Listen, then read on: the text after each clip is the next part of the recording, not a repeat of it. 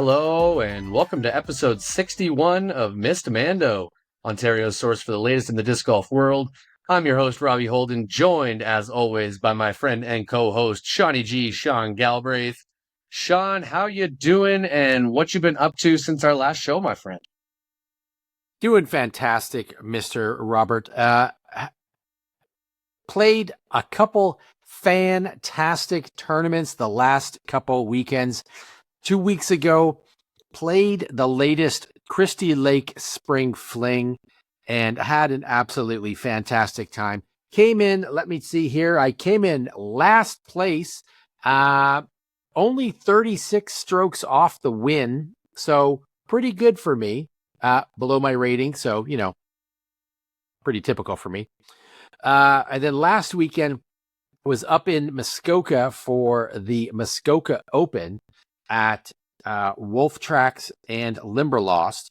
And let's check out the score. Yep, I came in last place as well, this time by a mere 35 strokes. So that means at this current rate of improvement, I think I should break even in around approximately sometime in the year 2030. As of the when this episode drops, either probably Thursday or Friday, depending on when I can edit it, I will have finished playing the Black Fly Legends event up at South River, and I feel safe reporting that I, per tradition, came in last place yet again and had a fantastic time doing so. So yeah, it's been a great, fun couple weeks. We're thick into tournament season, and they are coming fast and furious, and I am having a great time. How about you? What have you been up to? I really hope that you can edit in some sort of clip of yourself being like, actually, I didn't finish in last place.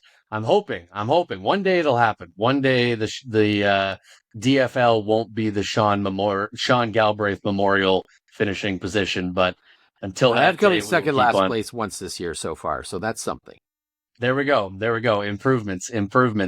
But I also did play in the Muskoka Open this past weekend. 2 weekends ago, the weekend of the Christie Lake Spring Fling, I wasn't able to compete in the Spring Fling. Towards the end of last year, my Nana, my grandma on my dad's side of my family, passed away, and we had a celebration of life event for her that weekend. So I was there with a lot of family, and it was great to see everybody, and also great to see my sister put together a slideshow that included a couple videos as well of my Nana when she was younger. Incredible camera quality for what would have been, I'm assuming, the 60s. So you can imagine the camera quality. But seeing old photos of her and hearing people talk about her, and just the amazing woman that she was, it was a really nice event to celebrate such an incredible person. Yeah, it was just a great day full of great stories, and obviously lots of tears, and but just great to get together and celebrate a great life. And then, yeah, I also played in the Muskoka Open. I only managed to play one round, though, as I DNF'd my first DNF this season. First DNF I don't think I had one last year. But I am dealing with some elbow issues, and I had felt it a few times already this season, but on just random throws, it wouldn't last. It wouldn't be multiple throws in a row. And this past weekend, it was every single throw, backhand and forehand. I'm primarily a backhand guy. Very rarely do I throw forehands. And it was every single backhand throw. So not good. And I played a solid round too. I shot a neg one. I shot above my rating. It was a 960 something rated. I was only 4 shots back of the lead, but it just wasn't worth pushing through it to try and battle through for that, especially with, how many tournaments I usually play in a season.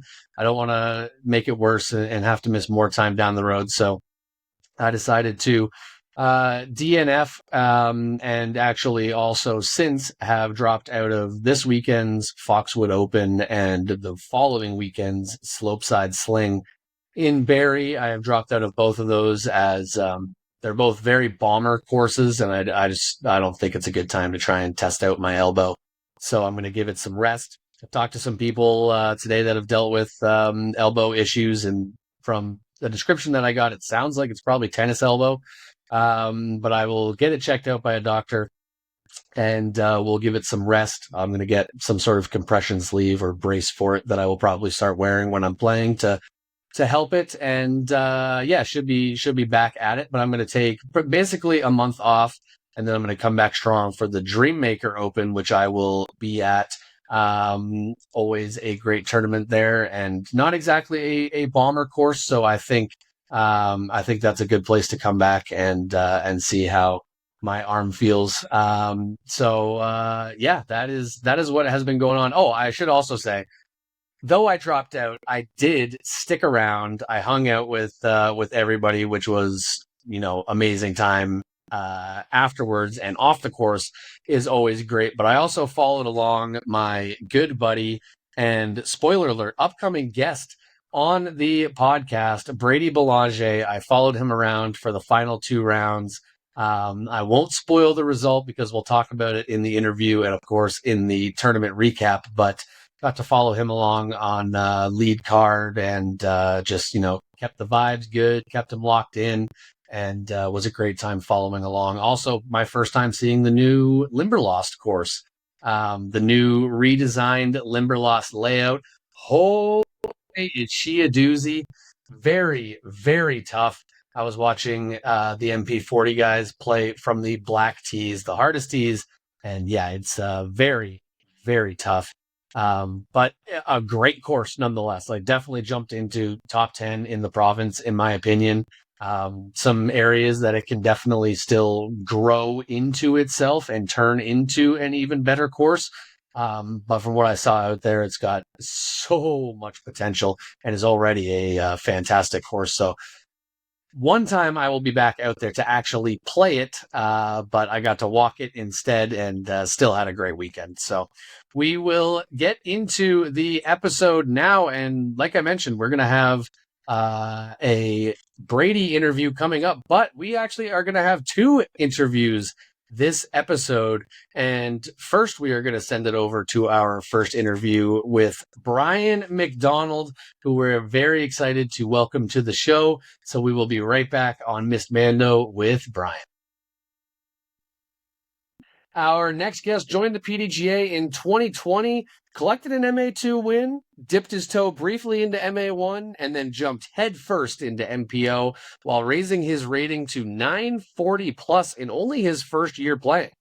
He played 7 tournaments a year from 22 to 24, collecting 9 top 10 finishes, but 2025 was his busiest and best season yet, playing 17 tournaments, collecting 11 top 10 finishes, including 4 second-place finishes, and his first career MPO win at the Bronte Creek Classic, where a little-known guy named Robbie Holden happened to win an MA1 as well. Just saying. In a playoff, I heard as well, no? Yep, two playoff champions here. 2 playoff Most champions. recently at the Christie Lake Spring Fling, he shot a career-high 1020 rated event in an epic battle against Cam Zanini. And as of today's ratings update, he is now at a career-high 975 rated. It is a pleasure to welcome to the Missed Mando podcast, Bryan McDonald. Bryan, thanks for joining, man. Thank you, guys. Thanks for having me on. Appreciate it. It is a pleasure to have you on here finally. We'll get into we'll talk Christie Lake, we'll get into 2025 and your win at Bronte. But as we like to do with first-time guests on the podcast, let's take things back to the start of your disc golf journey. When did you first discover disc golf, and who or what originally got you introduced to the sport? So I started playing COVID. I was a varsity athlete at Brock University, and then went to Fanshawe College for basketball. And when COVID happened, you couldn't really play sports inside and with teams, so I didn't really have much to do. And my wife Jessica Goulet, her cousin and brother, found this sport called disc golf, and I went out, tested it out, and I said, this sport is horrible. Why would people play this? And years go by, and look at us now. We're playing, multiple tournaments, having lots of fun, meeting a lot of new people, enjoying it as everyone else has. Yeah, I'd say your opinion on disc golf must have changed since that Yeah, first time discovering it. yeah, absolutely. Like I never really played any like individual sports, so to kind of have that like aspect to be like everything's forced on yourself. I wasn't really when I first started playing, you're not playing competitively, and when you see your disc go like 50 feet on a hyzer the whole time, every time you throw because you have no form, you're like, this is pretty boring, right? But once you start picking up the form and understanding, angles and whatnot, really, really improving yourself and getting to a better level, then it becomes more enjoyable where you're going out to, certain places and you're shooting hot and whatever, and enjoying yourself. And it's a good social. So, Good social. oh yeah, absolutely. So, what was your athletic background before disc golf then? Did you have any experience with any disc sports at all? Did you play Ultimate before? I've never threw a disc. I've probably Yeah. thrown an Ultra Star maybe 5 times in my life, even to this day. Um, so I can probably, and those 5 times that I threw the Ultra Star was during disc golf that I would have done it. So I've never really thrown a disc. Um, I'm fortunate to be 6'5" and able to have an athletic background, so that helps over time, and just having the mental grind to push yourself to make yourself better is always gonna help you prevail. You So mentioned playing. that's the Go ahead, Gary. secret. That's the secret. Being 5'7" and a buck 40. That's why I'm not so good at this sport. Okay. No, that's Good to not know. not necessarily. Not necessarily. There are some really good. I Look at can Emerson Keith. He just gotta There you win. go. He's 5'7", probably buck 40 himself, That's true. Maybe right? someday. Maybe someday. Yeah. It's interesting. I mean, like keeping it back at when you first got involved in disc golf. I also first started paying attention during COVID. I had actually found the sport like a decade prior, played it for like one summer, forgot about it, discs in a basement, didn't I think knew about it again until a buddy texted me during COVID and was like, hey, you know how we we can't do lost him. anything? Here's the one thing that we can do is disc golf. And back then it was like sort of right sandwiched between like the lockdown period. So like it was lockdown for everything, including disc golf. And then I found out about disc golf, played for like a month or two. But during that time, I like started to watch some videos, and for me, like any disc golf player on YouTube was like equally like in a different realm from me on another planet. And I Yeah. was saying to Robbie earlier that one of the first events that I remembered watching on YouTube was you, I think maybe Clayton Morgan, Chris Oz, and I can't remember who the other player was. I know Clayton did the commentary. I think he was on the card as well, but at like the 2020 or 21 provincials or something. Okay. So just know that you were a part of the beginning of my disc golf Hey, journey there when you I went, go. oh my God, all I can do is throw a disc on hyzer 50 feet. What are these mutants doing? This is You're right. insane. I hope to one day be able to do that. Yeah. Not long before that, your first ever event was the 2020 Toronto Island Maple Leaf, and somehow the degree of getting better from when you must have first picked up a disc within the first year is insane to me. But you were unrated. You played your first event, placed second in a massive field of 31 players, coming out of the gate hot. Do you have any memories of that first event that you played, the first sanctioned event, Timmel? And Oh what were you man. thinking going in? How did you feel afterwards? What was that like for you? Honestly, I honestly don't remember that at all. Like I'll try to remember. Obviously Tim will, it was a great tournament that happened. I think they did it 2, 3 years when I started, and then it just folded. Hopefully it can get back picked up again. But um, honestly, I don't really have much of a recollection of it. Like I don't even know what I shot or what happened. Like it's kind of a long time ago. Maybe I should have reviewed coming onto this, so I had a little bit of a background to give you some help on this. But honestly, Yeah, I you didn't know it can't. was going to be on the quiz? No, I didn't think the Timmel was going to be on the quiz. I was thinking maybe the MA2 win that I might have gotten, but other than that, um, Well, keeping it early. Any thoughts on the early MA2 win? Or again, I set the table there. Not that you have to talk about it, but that provincials event you played in 21. provincials. That was in Thunder Bay, right? It was right, something like that. Thun I'm pretty sure. Yeah, I'm yeah. pretty sure, yeah. If you could double check that, maybe. Yeah, I'm pretty sure I finished like fourth or something, something like that.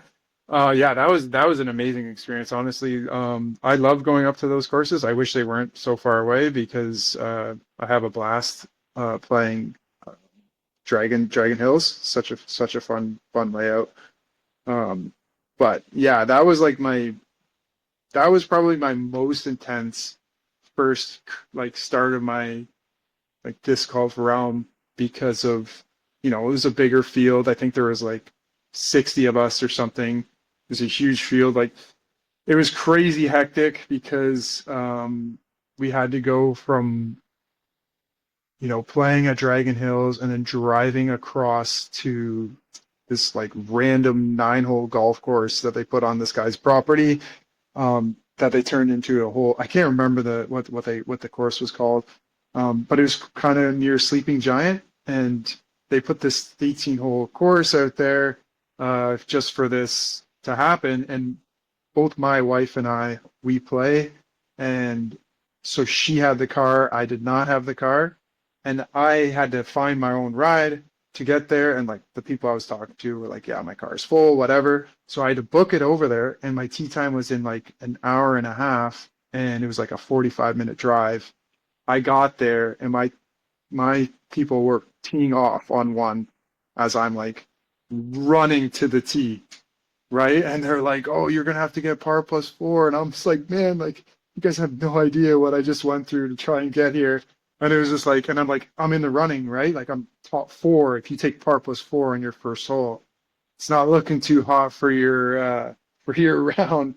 And that was a course that you had to score really well because there was a ton of birdies out there.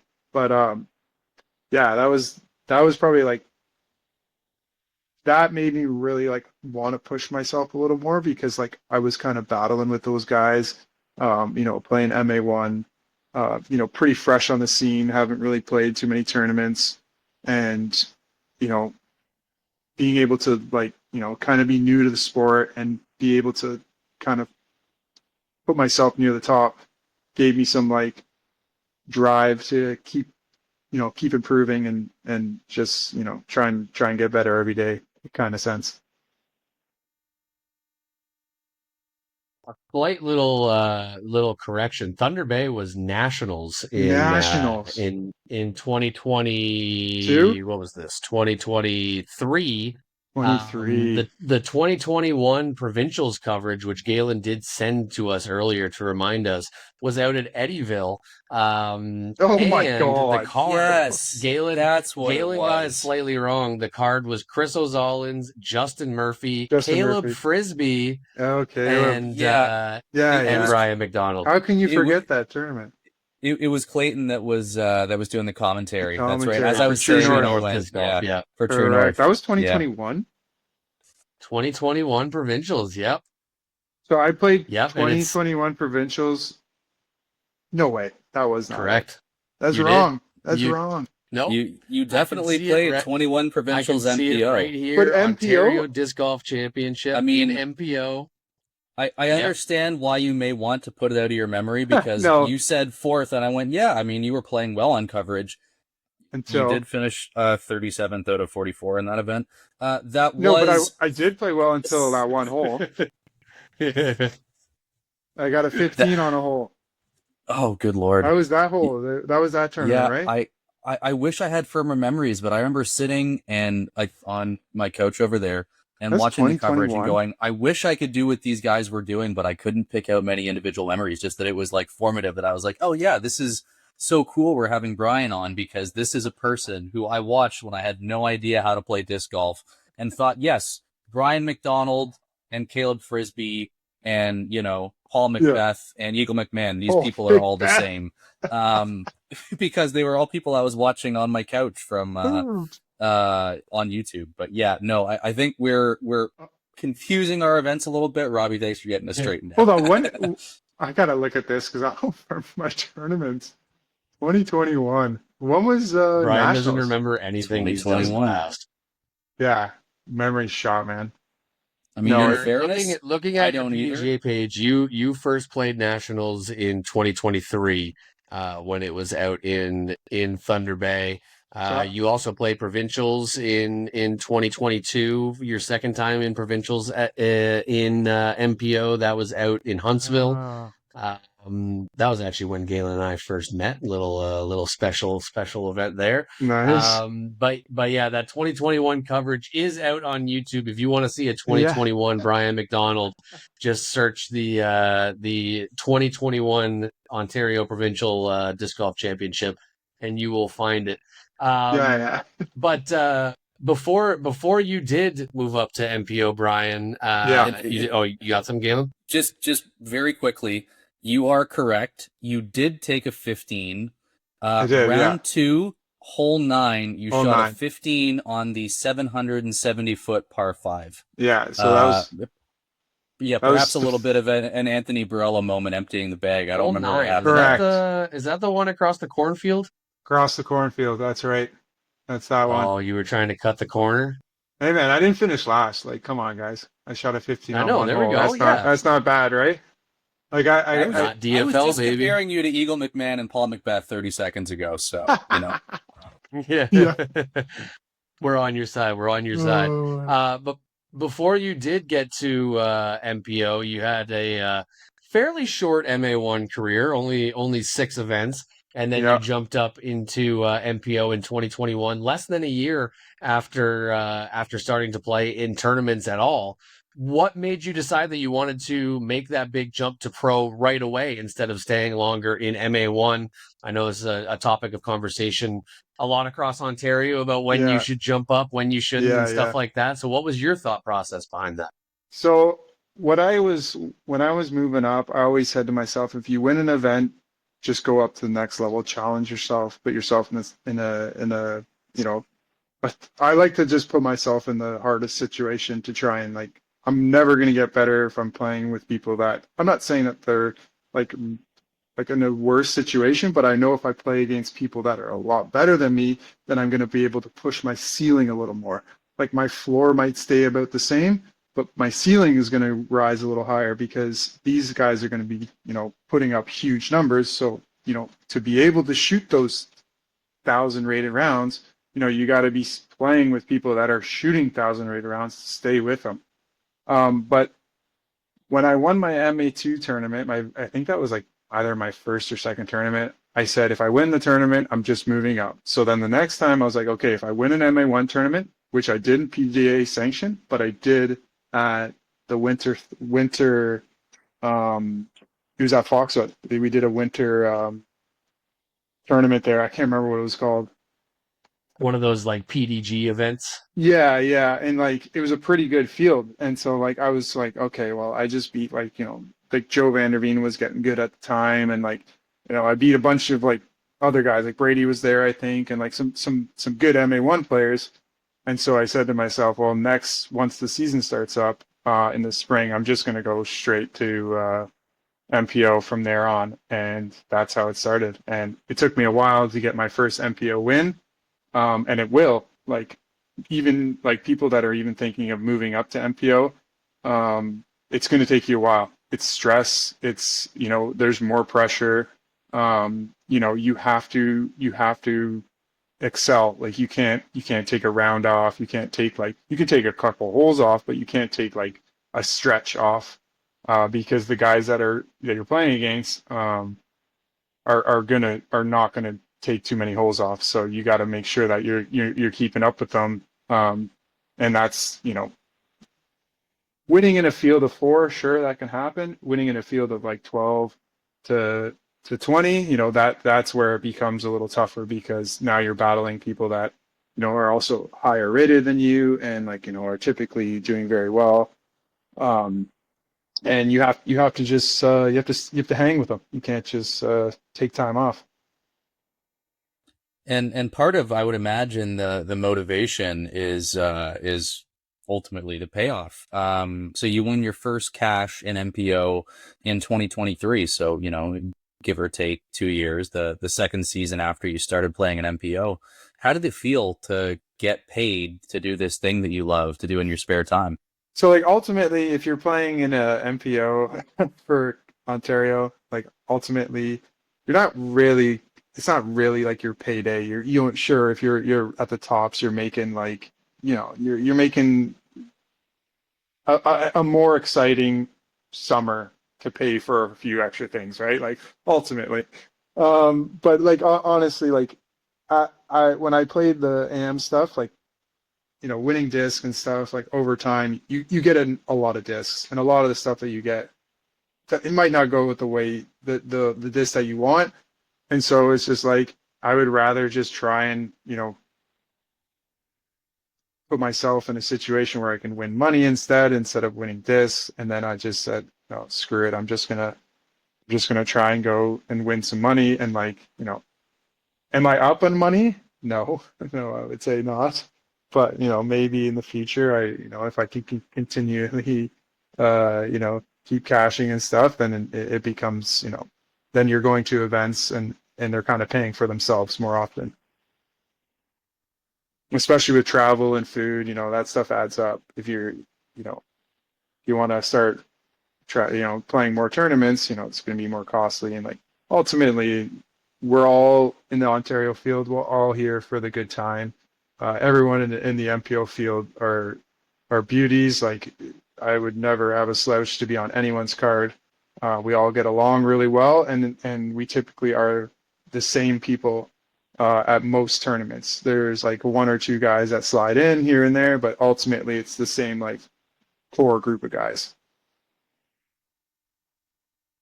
Well, 2025 was your best season yet, making a whopping $524 total Sheesh. throughout the season, making the big bucks. I say that jokingly, but it was your best season yet. You had, Yeah, it I was. think it was 11 top tens.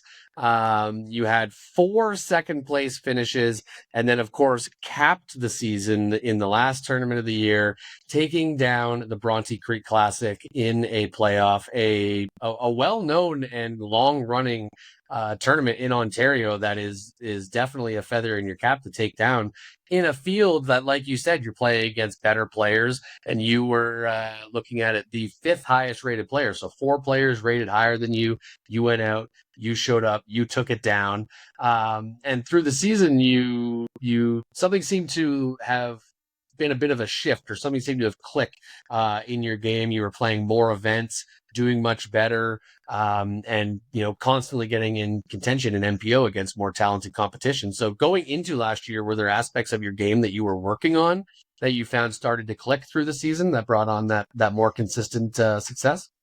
Yeah, absolutely. I can tip my hat off to Joe Vanderveen, as he is very good form. If you ever watch Joe throw, his ability to throw is easily top tier in Ontario. And so we work together. We live quite close to one another. So over the winter time, we work together in a gym to being able to get my form a lot better, help Jess's form to get a lot better. As you can see, her rating must have jumped like 60 to 70 points from last year, as she was like winning every tournament at one point, and she was doing very well. She is an elite forehand player, but then she was able to get a backhand thanks to Joe, because Joe really worked on the slingshot form. So we did that in the gym time, and was able to go once a week for 10 weeks or whatever throughout the winter time, and just trying to improve. And ultimately, if you're going to get better, it's all about practice. It's with everything that you do. Um, you're not going to get better by just going out and playing. You're going to get better by trying to fix things that are wrong, and learn how to, you know, release better, whatever you got to do.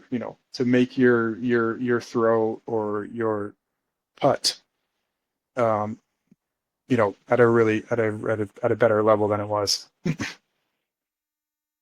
Yeah, absolutely, and that is why I am an MA2 scrub, and you and Robbie practice and are good at this. So let's stick with the Brawny Classic. You Okay. had a great first round, ahead by 4, I believe, going into round 2. Yeah. But at the end of that, Chris Toe caught you and forced a playoff. What was, like, as somebody that's not been in a playoff, what was your mindset going into that, and how did you manage to pull off that win? Yeah, so I made a huge mistake on one of the holes that brought him right back into the match. Was just like a mental lapse, basically. Sure, that hole gets you once in a while, but um, I like bringing people back into the tournament is like a huge huge stressor, and I was I was super glad that I was resilient to push through and be able to get into a playoff versus him. And it ultimately just came down to Chris threw his disc a little too far off of the tee, and I was just a little closer, and he was unfortunately wasn't able to hit the putt, and I was able to hit the putt at the time. And honestly, with the crowd behind, um, it was a little stressful, but I think because he missed his putt, I felt very like relaxed. It was just like everything went away that it was stressing me at the time, and I was just like, wow, I got to hit this 25-footer, and I win the tournament. And then he missed, and I was like, okay, bang, and then hit it. And felt pretty good. 25-footer too, from an area where, for those unfamiliar with Bronte Creek on hole 1, if you're a little bit long and on the left side, you're putting with a lot of OP right behind the basket, just staring you in the face, begging you to miss left or right, Yeah, and go in there. So definitely a nervy putt to hit, but you stepped for up sure. and crushed it. I know I've seen a video of it, and it's pure confidence and right in. What would you say? Would you say putting is a big strength in your game? Are you more of a thrower? Where do you classify your game as? Yeah, I would say when I'm doing well in tournaments, it's definitely putting. Like out of everyone that I play with, I probably throw not as far as some of the top guys. I'm typically middle of the pack, backhand, forehand. Putting is kind of where I'm near the top with with some of the guys that I'm playing with. So when my putt is on, it's and it's huge because putting it makes the dough, man. Like honestly, like they say in everything, ball golf, drive for show, putt for dough, and it is the truth. Like if you can if you can handle the if you can handle the stress of you have to make this putt, then you're just gonna excel in that facet. And I feel like I don't stress too much when I putt, and I typically am making the mistakes on my throws. As somebody that has seen you a few times at the Grand River Winter Putting League, that absolutely does not shock me. Shock me one bit, seeing you drain putts from all over the place in the Chicopee Chalet during the winter. There you go. But something a little more recently, your most recent tournament, the Christie Lake Spring Fling, where you had 2 excellent rounds, shooting a 10-23 rated first round and a 10-16 rated second round, pulling away from basically the entire division except for Cam Zanini, who you had an insane back and forth battle with in Yeah, the it was final insane. round, and then Jake Voskamp sneaking in there, birdieing 15 of his last 16 holes Yeah, he went nuts. to make things interesting down the stretch. So take me through kind of like, how are you feeling going into Christie Lake, after shooting a really hot first round and still being 2 strokes back Yeah. going into that final round? What was your mindset? So going into the course, I actually played the new layout, but like all the 18, like I played many times. I used to do league there, so I'm pretty familiar with those holes. But the new temp holes they typically change them year by year and try and make stuff a little different. So I did not play those going into this tournament and just trying to like, hopefully wing it and hopefully it goes well. A lot of the stuff for the first round, I was asking Ryan McWaters, like, hey, like what were you doing in practice and stuff like that, just to kind of get an idea of like, okay, to kind of see where I should be throwing my shots and whatnot. But yeah, going into that last round, it was like, I don't know, like the thing is when you're in a flow, it's typically you're having a good time with your card mates, you're shooting the shit, chatting it up, and typically you're going to play better because you guys are like, feeding off each other and you're like, you're enjoying your company, talking, whatever. And I always have a good time with most of the guys on the card, and typically if I'm having a bad round, it's because I'm stressing myself out. But ultimately, in that round, like going into it, I just knew that with Cam being 2 ahead, that I just couldn't make too many mistakes. Like you're gonna make mistakes no matter what. Like we're not Gannon Burr, and we're not gonna be lacing these courses. Because this course is a birdie or die course. You can't be making too many pars, and you definitely can't bogey. As I only had one bogey on the both the rounds, and that's what evidently made me, high up on the totem pole, because you got to get the birdies. There's so many out there, and if you're not getting them, you're not putting yourself in contention. So, you know, it was a good start, that's for sure. I started banging them off a few early, and was putting a lot of pressure on Cam to start. Um, and it was a battle, man. We were back and forth. If anyone was following that card, it was like up one, down one, up one, down one for like 16 holes straight. And you know, the moment, you think it's like the stress of the moment and just being in that moment, but I wasn't really stressed until I had to make something, and that was on the last hole. Cam threw it out of bounds, and I made a stupid error, and laid my upshot up a little early.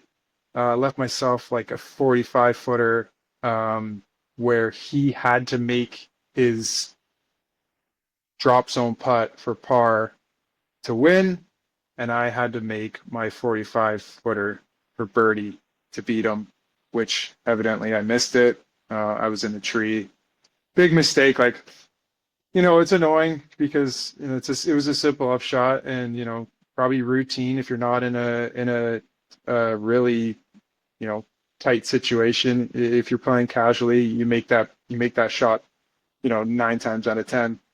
But you know what? It was a good experience, and Cam's a good player, and ultimately he took the W away, but just threw a little long off of my tee shot on the last hole, and ended up going out of bounds on the second playoff hole, and that's it. It was the cookie was crumbled at that point. I'd say it's pretty rare to shoot a 10-20 event average in an Ontario tournament and not win the event. So there's 100%. definitely lots of positives that you can take out of it. Like obviously you played great with an event average like that. Yeah. But in a weird spot where you played great, but in the end didn't come away with the win. So Yeah. post event, reflecting on it afterwards, what kind of like lessons do you or stuff like that do you bring out of that event? What do you take away from it? So like most of the stuff that you think about that's rumbling through the head is like the last few shots that you made. Like if I just cleaned them up a little bit, focused maybe a little longer. Like the thing is, Cam went first when we were throwing on the hole 27. I think it's H or whatever. That so he went first, and when he went out of bounds, I was like, oh my God, I'm going to win. I'm going to win. You know, that's all I'm thinking in my head. I'm going to win. I'm going to win. And then, but the thing is I didn't take my time on my shot. And maybe if I gave myself a few more seconds, you know, pulled again and bird, took an extra 30 seconds, the slide in there to possibly, you know, make the right shot at that in that moment, then it would have been, you know, I would have been a much less stress situation. But so like most of my thought process after the tournament was typically, you know, that last shot that really like, you know, trying, and you shouldn't really dwell on it because like as a tournament as a whole, it was my best tournament I've played. And like, you know, like Robbie said, you know, shooting a 10-20 tournament and coming in second is like almost unheard of in Ontario, as most of the tournaments they are won by like 1,000 rated tournaments, but they're typically like 1,005, 1,010, you know, stuff like that. Not like, you know, not coming second with 10-20 and taking the loss. So it's like in that situation, like, you know, we all played really well. Jake had an amazing last like 15, 16 holes. It was completely insane. And the funny thing is the par he got was like a routine upshot that he should have easily birdied. So it could have been a 3-person playoff if he didn't make that little blurb of a shot. But ultimately, he was absolutely on fire, and it was fun to watch. Yeah, razor thin margins at the top sometimes. So turning the page forward, looking ahead to the rest of the year, I believe you're only signed up for Foxwood for the remainder of 2026, at least for the moment. Are you pulling back from competition, just being a little bit more selective, waiting for the right events? Is there any reason why you're just signed up for the one and staying on Foxwood? Are you excited for it? Is there something where you're like, oh, I can't miss that event? Yeah, so I'm like I live fairly close to Foxwood. It's like basically my home course. Typically on your home course, you think you light it up, but I don't know how it works. You just can't focus, fuck it up, you know. um, but so yeah, you know, I really like the event. The event is normally it's a lot of fun. Like it's typically one of the bigger events. You know, most divisions are, you know, 20 plus, and the one thing is it's the USDGC stuff, so that's exciting. Um, Going back to playing more events, thing is I have a child on the way, and he's due at the end of the at the end of the month. So for now, I'm very fortunate that I got my provincial ticket at Christie because I don't know if I would have been able to punch it any other way. I guess Foxwood, if I place top 3 in Foxwood, I could get it as well. But um, so yeah, like in 2-3 weeks, I could have a little baby boy, and you know, disc golf is going to be pretty much on the back burner. You know, we'll go out and, you know, huck a few at like a 9-hole course, but tournaments are going to be pretty much out the window uh, for at least a few months. Yeah, that's awesome. I welcomed my first little girl last June, so June Awesome, man. 6th, not too There far you off. go. I don't Yeah, imagine on the birthday is just a year off. yeah, Super exactly. exciting. Yeah, Yeah, priorities shift tremendously. I have to yeah, imagine if you're anything like me, you'll still find time for the things that you love, but of that little course. person becomes the center of your universe. So that makes Yeah, sense. yeah, yeah, for sure. Yeah, Awesome. Well, excited for you, man. That's thank you. awesome. Appreciate it. I had to move the question around in the show notes because I was reading ahead and I was like, one, I know the answer to this already. I know why Brian's playing less Yeah, tournaments. yeah, And yeah. two, I know Galen can relate because he just went through all this and was Right. off the show for a while and playing less tournaments because he just welcomed a child into the world. Yeah, So yeah. had to shift things around there to make that happen. I've said this to you, but congrats again to you and Jess Thank you. on that. That is amazing. So Brian, forgive me if I'm wrong. You're not currently sponsored, are you? No, I am not. Not currently sponsored. Okay, so Not currently sponsored. I don't really know much. This is speaking of like knowing answers to questions. This is one I actually don't really know. I don't know much about your bag and what you throw. So, do you rely on one brand, or are you more? Do you keep like a mixed bag with a lot of brands? What are some of the like discs that you rely heavily on? Yeah, so I typically throw Innova. Most of my discs are Innova. I putt with Lunas. Don't throw any discraft at all. I don't have a single discraft other than a Luna in my bag. Um, I have actually no, I lied. I'm recently throwing zones. I'm recently throwing zones in the last like 4 or 5 months. So, but other than that, those are the only ones that I mess with. I have a little bit of MVP. I throw a pyro, so Smart Axiom, man. whatever. Yeah, I throw that and the hex, and then everything else is Innova from Firebirds, Thunderbirds, Wraiths, and Destroyers are typically what my bag is made up of. I know I asked like a slight variation on this question earlier, so I'll ask it a little bit differently. How would you describe your play style? Would you say you're backhand dominant, forehand dominant, like more of a balance down the middle type thing? How would you describe the Bryan McDonald game? So, outside of tournaments, I'm a fairly good forehand player, but for some reason in tournaments I get really like janky with it. I think it's just some sort of mental lapse that I get. Like I can throw a forehand fairly far, um, and fairly consistent, but the problem is I find this like rhythm when I in tournaments because like I know every shot matters, and so I have to make sure that when I'm throwing it, I have to consistently throw it. And so I'm thinking of it more often, where when you're not thinking of it, you're more loose and you don't really care and you're just like sending it, right? So it's like in a tournament setting, like I'm definitely backhand dominant. I will lean towards my backhand because the flight pattern is more consistent. And I don't ever have any like janky stuff. Sure, I might throw a little bit nose up once in a while, but like at least you're getting like most of your flight. Where if you're like really chopping on a forehand, it could be quite damaging on your scorecard. So um, I try to like try and not think of it and trying to be loose in tournaments, but sometimes for some reason it just finds its way back in rotation when I need it the most. So I try to lean on the backhand more often for sure.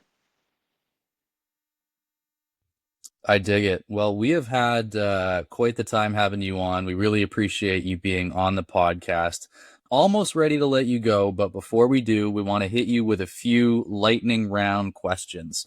We Okay. ask all of our new guests these couple of questions. We're not looking for like deep, Sure, nuanced, thoughtful answers, just, first thing that pops into your head. So sure. if you're ready, we can hop into it. And the first question is, what is your favorite course? Ooh.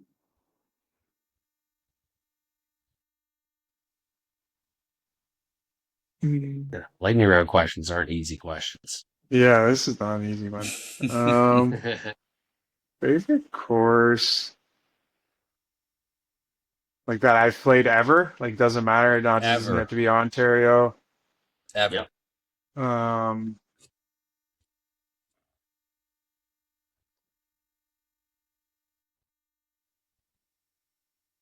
I can I'd see probably the say, list going in your brain. yeah, exactly. I'd probably say Dragon Hills to be honest. I'm not gonna lie. I think I really enjoy that course. I A like. criminally underrated course.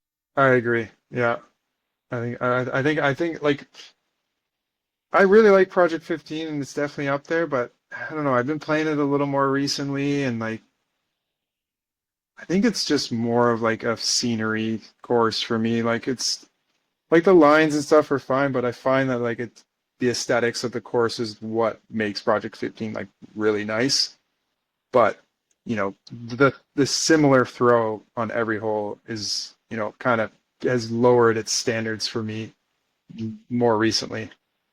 I feel like it doesn't have as much variation as what I would hope in a course if I'm looking for like my favorite.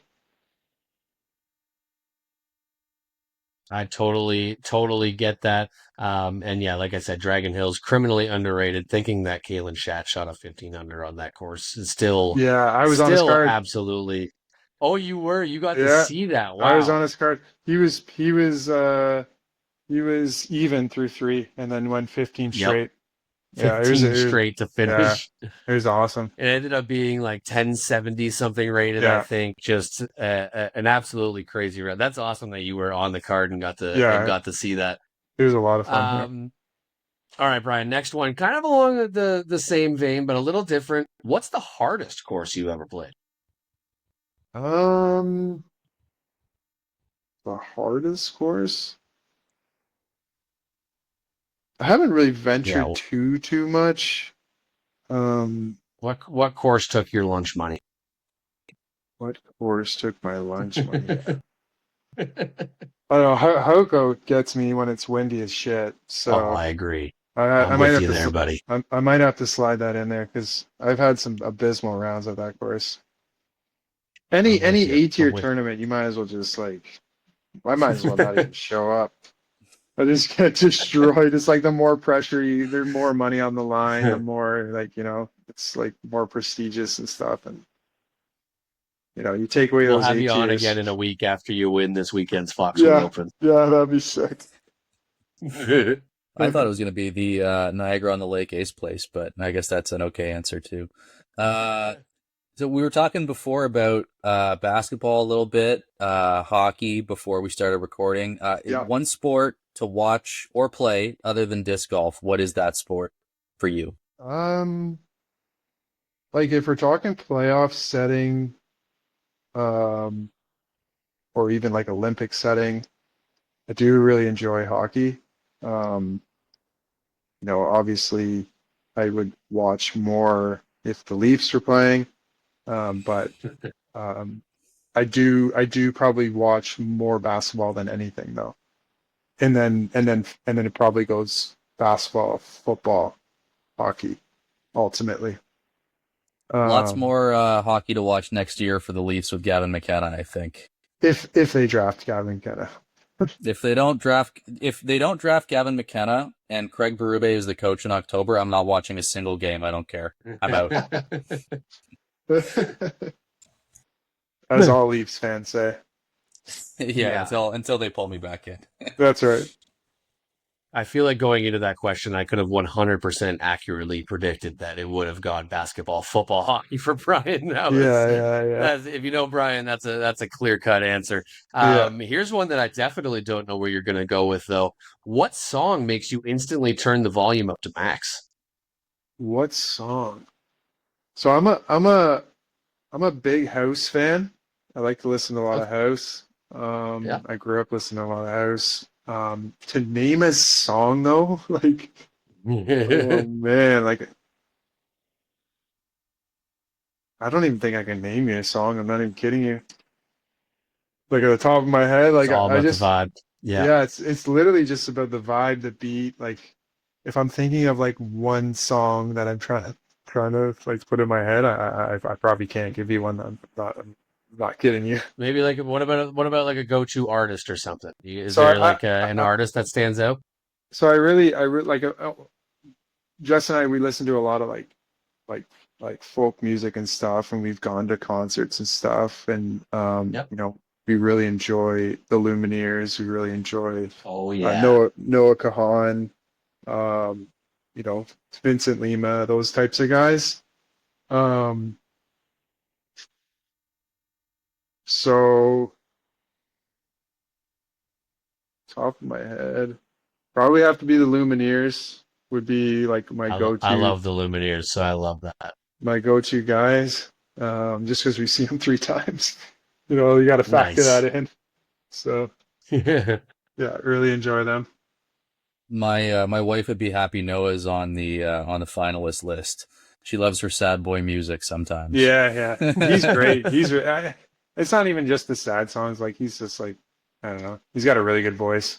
It's typically, Absolutely. you know. Yeah, he's the only one where I can be really enjoying a song and like feeling upbeat, like this is awesome. That Yeah, I'm like, exactly. oh my God.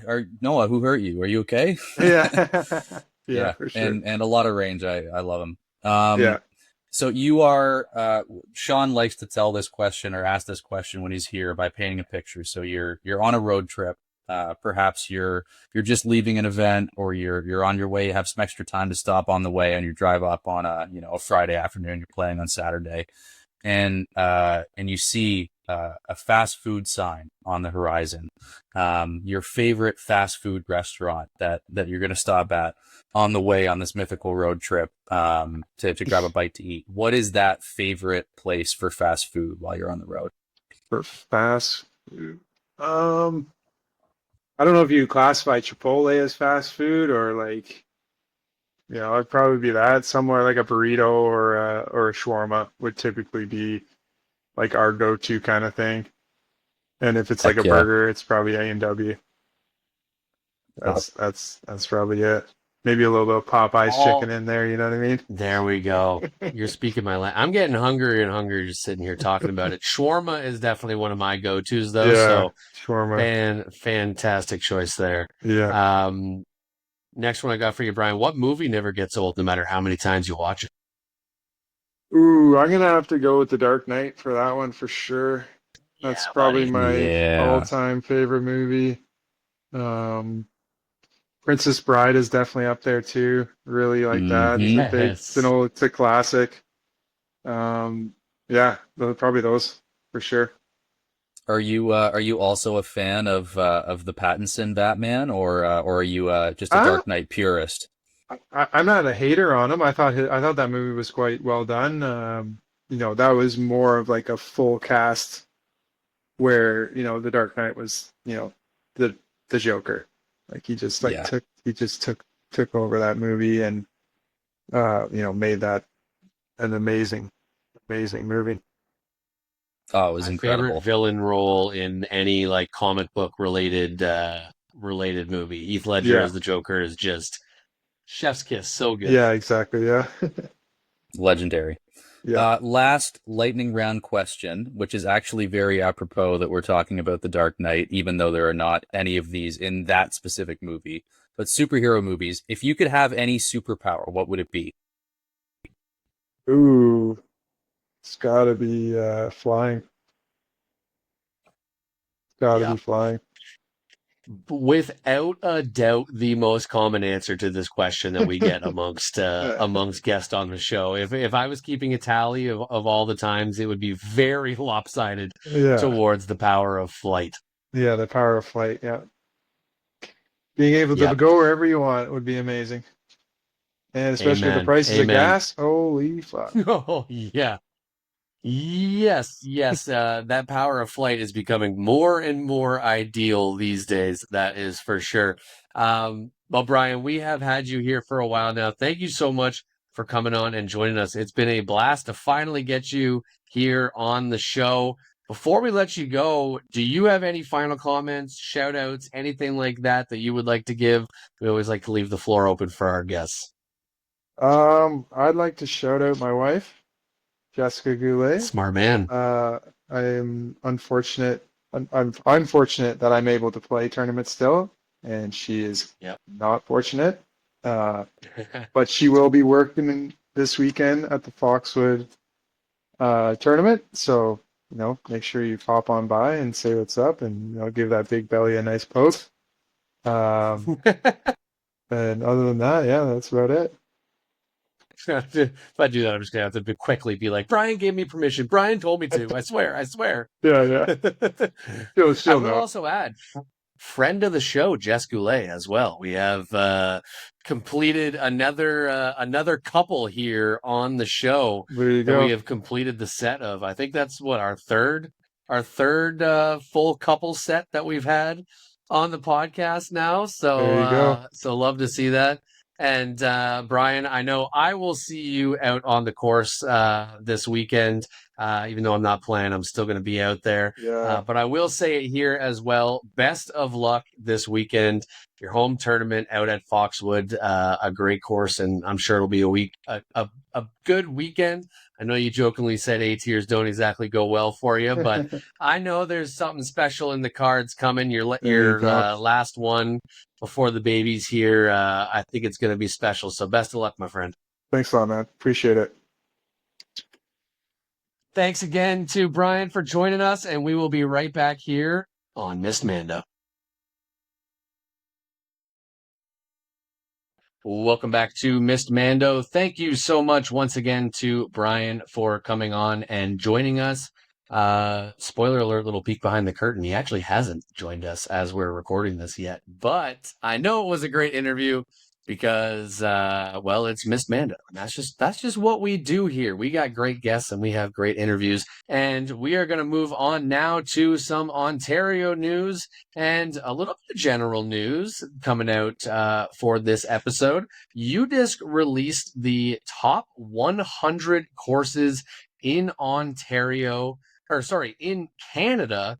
And from the description on their on the article, it's ranked from 949 courses across the country. Absolutely incredible to see so many courses. And we'll just quickly run through the well, I was going to say top 10, but we will make an exception and make it the top 12, starting at number 12, so that I can include the fantastic Cedar Creek Disc Golf Course, which finished in, I believe, second place? Was it second place in my course vote? It was second or third. I can't remember. I think it might have been third now, actually, with Hope Goat in second. But either way, one of the best courses in Ontario for sure, finishing in number 12.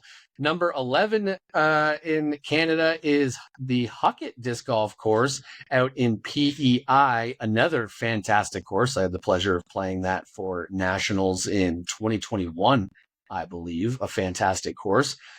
Number 10 takes us all the way out to the opposite coast and Smith Lake Farm, Black Creek, British Columbia. Shawnee G, for anybody that is listening, is giving a very emphatic thumbs up as somebody that was out there for the disc golf camp last year, which is happening again this year, which hopefully we'll be able to talk about on an episode coming up soon. Number 9, we've got Wycliffe Disc Golf Course in Wycliffe, British Columbia. Unfamiliar, but we'll definitely have to add it to the list. Number 8, we have Newcastle Disc Golf in Newcastle, Ontario. Of course, I believe Newcastle finished 4th in my course vote at the end of last year, beginning of last year. I don't even remember when I did it. Goodness gracious. But whenever I did that. And then number 7, we have Hope Goat, of course, a course that we are very familiar with here in Port Hope, Ontario. Well earned there. Number 7. Number 6, we have Canmore Nordic Center in Canmore, Alberta. I've heard fantastic things about this course. Definitely on my bucket list.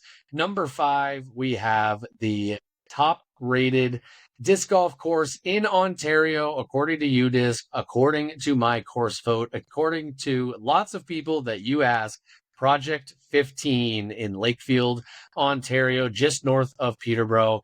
Very well deserved there. Top 5 disc golf course in Canada. Number 4, we have Aspen Meadows East. Number 3, we have Aspen Meadows West. An incredible 1-2 punch, apparently, in Sundre, Alberta. Absolutely going to have to add those to the bucket list.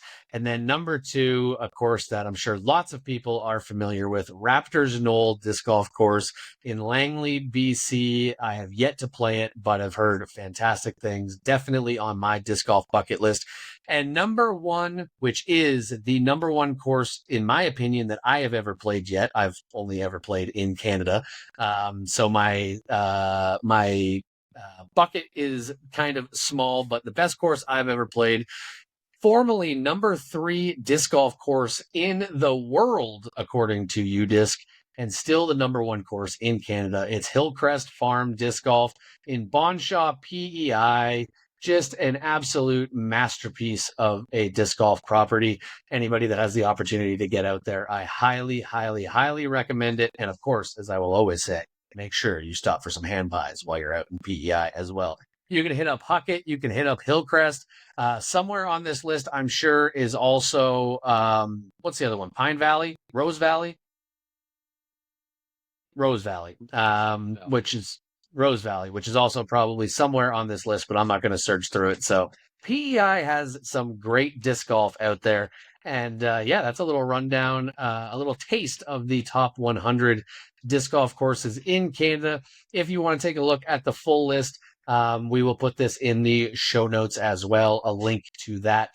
So you guys can find that and check that out. If for some reason we forgot, because I wouldn't put that past us, just give a little Google top 100 disc golf courses in Canada and you will be able to find that. No problem. Moving on now to some registration talk. Let's throw it over to you, Mr. Shawnee G.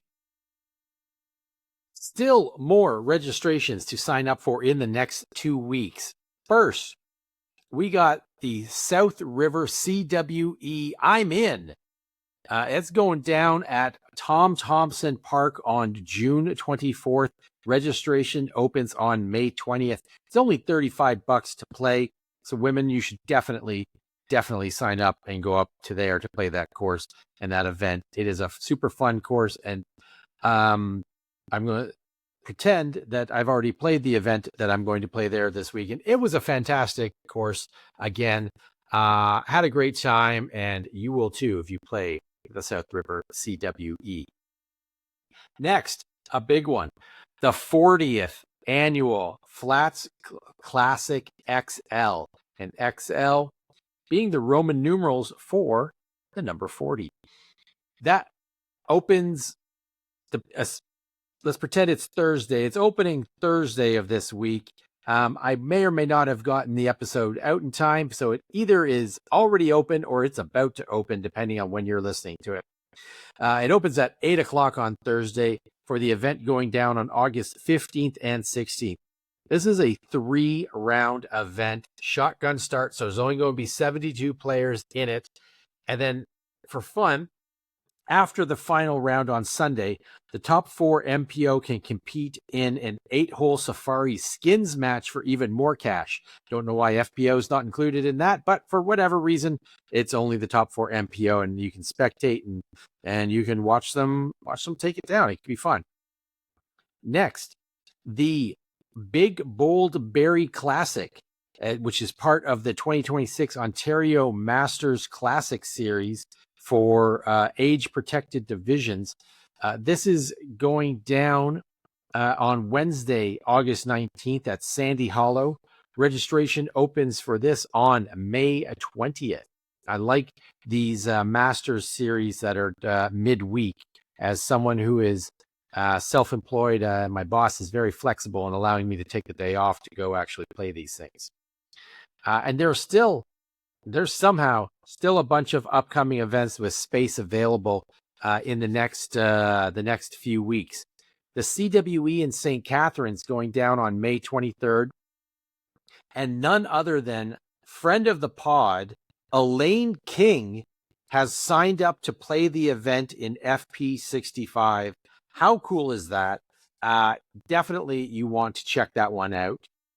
Next is the Chain Maidens Kemptville Women's Open. It's also a CWE and WGE. That's going down at, of course, the Kemptville course on May 24th. Next, there's still room in the Raspberry Rumble up in Sudbury. I guess a preview for the Blueberry Brawl. That's happening May 30th and 31st.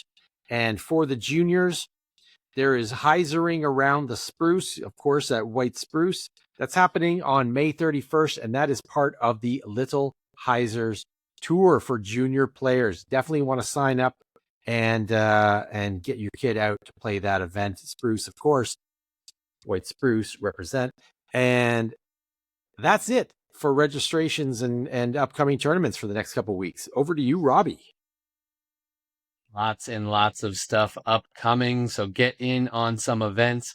And as I always like to remind everybody, make sure you click those follow buttons on Disc Golf Scene. You can get email reminders about registration, which, as things get more and more popular, is increasingly important, as I always find myself registering within the first 30 seconds of a registration being open, so that can guarantee I get into the tournaments that I want. And speaking of great tournaments, we are going to jump into our tournament recaps, and we start our recaps with a truly iconic disc golf tournament in Ontario, the annual Christie Lake Spring Fling, which was the third stop and first major on the 2026 Ontario Tour, and saw 180 total players across 19 divisions battling an extended 27-hole layout and looking for a top 3 finish to qualify for provincials later this year. In the FPO division, Colleen McInnes shot a 962 rated first round to take a 1-stroke lead over Chantel Badinsky, with Alicia Hums another 2 strokes back in third. In the final round, it was Alicia who started the hottest, shooting neg 1 through the first 11 holes, while Colleen was at even and Chantel was at +1 through that stretch. But that's when the turning point of the round happened, as Colleen would go +5 through the rest of the round to drop into third. Alicia went even the rest of the way to finish in second, and Chantel would go neg 6 with no bogeys down the stretch, shooting a 968 rated neg 5 to take down the win by 6 strokes. In MPO, Cam Zanini and Matthew Brown both shot 1035 rated -16 first rounds, absolutely bonkers, while Bryan McDonald, no slouch, shot a 1023 rated neg 14 to sit 2 strokes back going into the final round.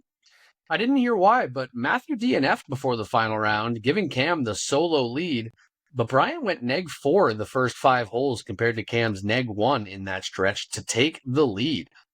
An eagle from Cam would tie things up on the 8th hole. A birdie from Bryan on the 11th would get the lead back. Then back-to-back birdies from Cam on the 14th and 15th would give him the 1-stroke edge. A birdie on the 17th for Bryan would tie things again with only 10 holes left. Meanwhile, 6 straight birdies from Jake Voskamp was keeping him in the mix as well. Cam would take the lead with a birdie on the 20th, a bogey on the 22nd would even things up again, and a birdie on the 23rd took the lead once more before both players went neg 2 in the next 3 for Cam to sit at -28, Bryan at -27, and after birdieing 14 of his last 15 holes, Jake was sitting at -25 with 1 hole to go. Jake would birdie to get to -26, birdieing 15 of his last 16 holes. Absolutely insane. Bryan would take the par, though, to stay at -27, 1 stroke ahead of Jake. And Cam would take a bogey to drop to -27 and send things to a playoff, where after 1 hole, Cam would take down the win in an absolutely epic lead card battle, both averaging 10-20 for the event. Absolutely amazing to see. And of course, a big shout out to Jake, who shot a 1035 rated -16 in the final round, with 15 of those 16 strokes under par coming in his last 16 holes of the event. Absolutely wild. In FP40, Jane Logan shot a 829 rated first round to take a 4-stroke lead over Lisa Eshley and Susan Avery, who were tied for second. But in the final round, Jane was able to step up to the moment, shooting an 878 rated round to take down the win by 8 strokes over Lisa in second, with Susan finishing in third. And this was Susan's first pro tournament ever. So big shout out to her for that, and great performance there too. Over in MP40, 1 blink and the tournament was over, as Greg Grudenboer absolutely demolished the field in the first round, shooting an incredible 1029 rated -15, which would have seen him only 1 stroke back of the leaders in MPO, but he took a whopping 14-stroke lead over Michael Van Ryken, and he didn't let his foot off the gas in the second round either, tying the division hot round and cruising to a 17-stroke win, with Alex Scott and Daryl Nantis shooting well to move up 2 and 3 spots respectively into second and third place to finish on the podium. In the top amateur divisions, Stephanie Hall took a 4-stroke lead after round 1 in FA1, following a 907 rated +5. And she would go on to win by 5 strokes for her second win of the season, with Danny McBride shooting an impressive 926 rated -3 in the final round to move up 3 spots into second place. And Sarah Biro rounds out the podium in third. In MA1, Graham Drummond took a 1-stroke lead over Alejandro Diaz-Yana after the first round, following a 980 rated -7, with Michael Vaselinek. I apologize if I am butchering your last name. He was another 2 strokes back in third. While in the final round, Alejandro fell off the pace a bit to finish in third. Michael shot a 988 rated -12, and Graham shot a 975 rated -10 to send things into a playoff, where in the end it was Graham taking down the win, his first win of the season in his first event of the season. A perfect 1-for-1 to start the season for Graham there. Shawnee G, what an epic Christie Lake Spring Fling, a crazy event. Let's throw it over to you for some of your thoughts, aces, close battles. What do you got? This, I think, was my favorite layout of the recent Christie Lake Spring Flings. So as people know, this is a 27-hole expanded layout. It takes over a lot of the park area around the pavilions around the parking lot at the course. And Chris Azalins designed this cool layout, and it was a lot of fun. There were multiple basket locations for the different days that really mixed things up and added some challenge. We didn't really have the backups that we have seen at this course in previous years. I think because the new holes really managed them very well. I want to give a shout out to someone who beat me by just a couple strokes. Ontario disc golf legend Jeff Malton, taking down the tournament with a total of a -9. Round 2, he shot an amazing -11 with 2 bogeys. Absolutely shredded the short layout. An amazing 982 rated round, and it was fantastic to watch. Had a great time playing with him, and well done, Tobin, as well, keeping up with Jeff. Tobin is at he was leading after round 1, but I mean, how do you compete against Jeff absolutely annihilating the course? But still, Tobin shot a -7 in round 2. Absolutely fantastic. Well done. And then way down the list, there was me somewhere. Want to give, of course, shout outs to 2 aces. 2 aces on the course, both on hole G, one of the temp holes, the second last hole of the event. For people who have played it before, that this is the one with the tee pad up on the hill, kind of near the tee pad for hole 11. You throw across the little road down to the field. In the past years, you've then kept going across the creek and over to the island to finish. That hole has been broken up into 2 instead of 1, and it was much better. And we saw 2 aces on this hole. First, from Corey Hunter in MA1, taking it down. It's a 299-foot shot. And second, the pride of White Spruce, my good friend Mo Sukwa in MA50. Let's go. Absolute smash ace. Big hyzer line out around the trees. Paching, no doubt. Well done, boys. And then we also had 3 close battles with divisions being taken down by only a single stroke. And you know, We love that here on Miss Mando. We love those close battles. We love those amazing competitions. First, we had MA70. Edwin Gallitz beat Paul LePage by a single stroke. And FA2, we had Mandy Gingrich beating Angelica Haggart by a stroke. And in MA3, a young gun, Alexander Michelin beating Scott Robinson. Well done, everyone. Well done, especially these one-stroke wins, but well done to everybody, especially those who came in dead last place in, let's say, MP50. Well done to everybody for coming out and playing this amazing event. And kudos to the event staff putting on a fantastic tournament. Johnny G, shame on you. You missed a one-stroke win. Which one did I missed miss? One. A shout-out in FA50 to Beth Blazer, who takes down the win by one stroke over Kim Girardi.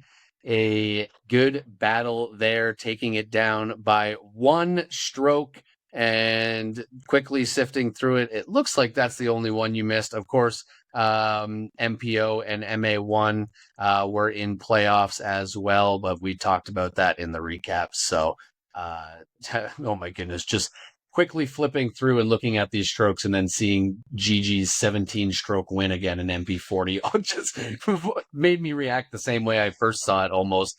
Just an absolute butt whooping by Gigi in the MP40 division. Absolutely epic Christie Lake Spring Fling. It was unfortunate I had to miss it this year, but like I mentioned in the intro, I was with a lot of family that day. So I will be back. There is somewhere just behind me.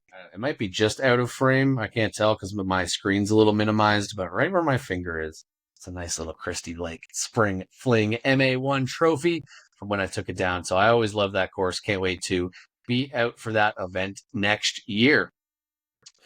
Next, we head to South Mountain, Ontario, and the Sandy Row Disc Golf Course, one of the courses that will be hosting provincials later this year, but this time for a one-day C-tier Sandy Throw, which saw 65 players across 7 divisions.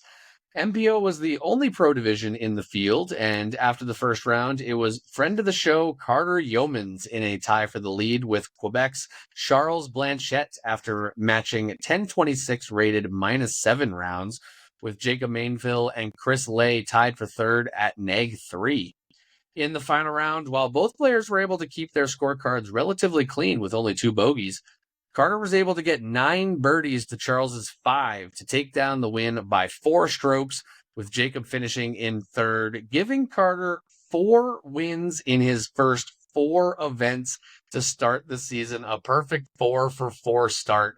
Huge for Carter. And a big shout out to Dan Boma, who was able to shoot a 10-10 rated -5 in the final round to move up 4 spots into 4th place. A big comeback and good finish there.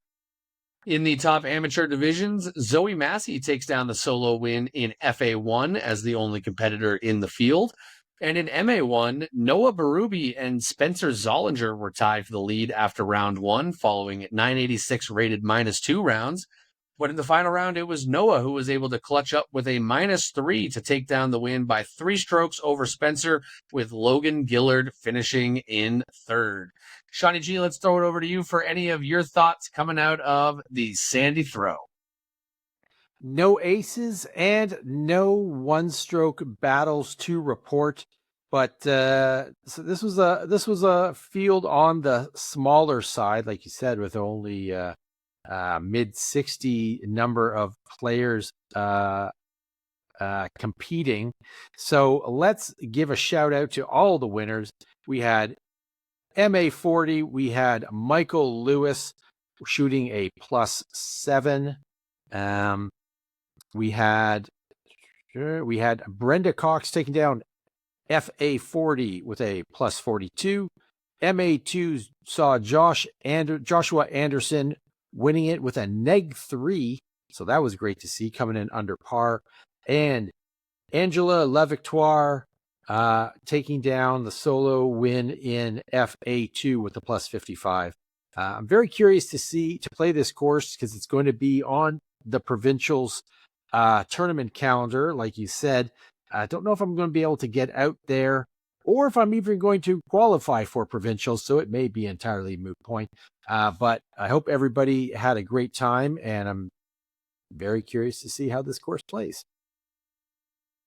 Very curious to see how this course plays. Obviously, we have to do some qualifying for provincials first, but assuming that goes well, very excited to be out there for that. I'm really excited for provincials this year, being out in Kempville. I've always played really well at the Ferguson Forest course. I will miss saying Flying Ferguson Forest Fall Foray in a recap this year, but replacing it with provincials is a great choice. I really like that course. Like I said, I've always played well there. I won the tournament there last year. I finished on the podium, I believe, the previous 2 years before that. At least one of the years before that, I have another podium finish there. So, very interested to see what Sandy Row will be like as the complementary course to that.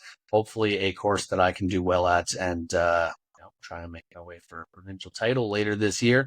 I'm not going to get ahead of myself first, though, because we are now, I believe, 4 events into the Ontario qualifying tour, and I have yet to add a qualifying patch to my bag. So let's not think about provincials yet. But speaking of Ontario Tour qualifiers, our final recap takes us to beautiful Huntsville, Ontario for the 4th stop and second major on the 2026 Ontario Tour, the Muskoka Open, which saw 130 players across 17 divisions descending onto the amazing Wolf Tracks and Limberlost Links courses to battle for a top 3 finish to qualify for provincials. In FPO, Alicia Hums fired a 972 rated -3 in the opening round to take a 2-stroke lead over Alex Paletto, followed by a 921 rated +2 in the second round to take a 5-stroke lead into the final round over Colleen McInnes, who moved into second place after a 935 rated even par. In the final round, the players battled insane conditions, including rain, hail, and snow, and Colleen was able to shrink Alicia's lead, but only slightly, as Alicia would take down the win by 3 strokes for the 25th win of her career. I was chatting with Alicia afterwards in the parking lot before everyone took off and pulled up a nice little Mando stat sheet that shows career stats for the province of Ontario. I've talked about this before. Alicia Hum sitting in 7th place all time total wins in Ontario. Amazing job there, collecting more and more wins each season.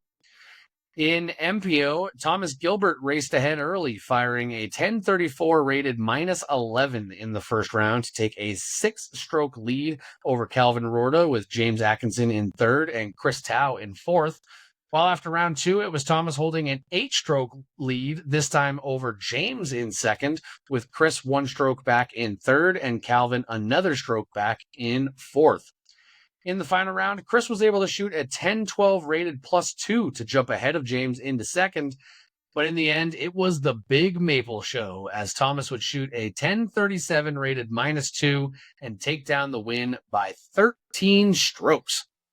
In MP40, Nathan Kay had the hot start with a 998 rated -6 to take a 2-stroke lead over Chris Ozolins and Brady Belanger.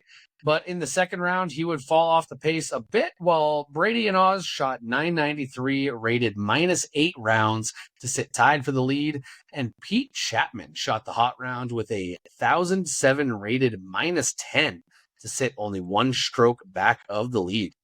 In the final round, Oz would go +6 in the first 12 holes, while Brady was at even par in the same stretch to take a good lead, but 3 double bogeys and a single in the next 5 holes would bring Nathan and Oz back into the mix, with Brady sitting at -5, Nathan at -4, and Oz at -3 with 1 hole to play.